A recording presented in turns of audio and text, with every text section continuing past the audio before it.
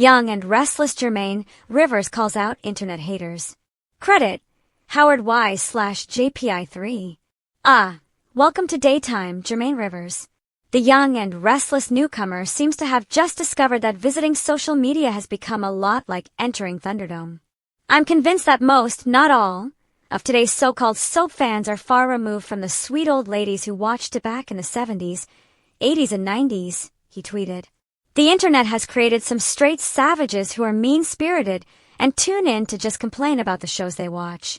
What happened to watching soaps for the love of it? He asked. Why are y'all so mad, hateful, and triggered?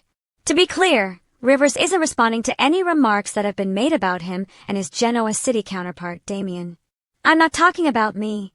I rarely look at the comments, and when I do, I shrug it off. But looking across the board, the stuff that I'm seeing online about all soaps in general is just nasty work. There's a lot of toxicity out there. One commenter suggested that maybe viewers needed to be reminded that soaps aren't supposed to be like real life. They're meant to be wild and unpredictable, an escape from our day-to-day. Facts! Rivers responded.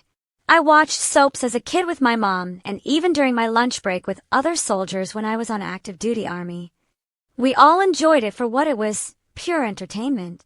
Another of Rivers' followers floated the idea that fans would be more likely to heap praise rather than criticism on the shows if they were just, better. He wasn't buying it, though. It comes down to emotional intelligence, he theorized.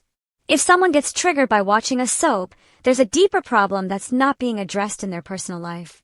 It's clearly evidence of some unhealed trauma that the viewer hasn't worked through.